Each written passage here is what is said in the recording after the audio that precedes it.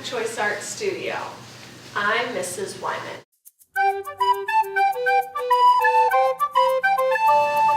Today we are going to be talking about texture. Texture is the way something feels. Touch the carpet that you're sitting on. How does it feel? Is it soft or fuzzy? Maybe furry? That is the texture of the carpet. What is the texture of this cat? How do you think this tree bark feels? This plant is called lamb's ear. How do you imagine it would feel? What words describe the texture of dried leaves? In art, we call texture that you can actually feel actual texture. Now let's look at this painting of this little rabbit by Albrecht Dürer. Dürer spent a lot of time creating the fur on this little guy with paint. But does the painting feel furry? No, of course not. In art, we call this implied texture. The bunny looks soft and furry, but it's an illusion. It doesn't feel soft and furry. It feels like a painting. Here's a photograph of an African mask. If you touch the hair on the mask, how would it feel? Maybe soft or fluffy. The hair is an example of actual texture.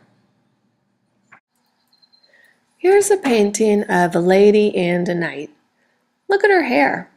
What words describe her hair? If you touch the painting, could you feel her hair being soft or wavy?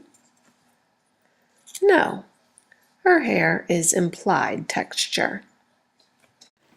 You can use texture in your art too. I used a piece of burlap as part of my truck. I found this animal print paper and created a little animal. And you can turn a plain piece of paper into textured paper by using a texture tool.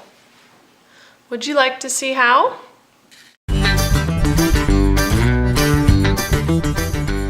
Hi, I'm Terry the Texture Tool. Wait till you can see what I can do. I can take a normal piece of paper and turn it fancy. Just watch. First you need a piece of paper, but make sure it's not too big. If it's too big, you will need to cut it into a smaller piece. This size is perfect. Now see my lovely smile? That's where you're going to feed me the paper. Just set me down on the table and stick the paper into my teeth. There's a handle on the side. You just need to start turning the handle. Once I've started eating the paper, you can pick me up and finish turning. Voila! It comes out a fancy piece of paper.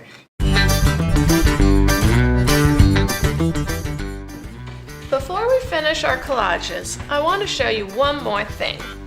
It's called a monoprint. A monoprint is a printmaking method where you ink a surface and print it one time. One example of a monoprint is a fingerprint. Using a rubber stamp is another way to make a monoprint. Sometimes I like to print, then cut the shape out.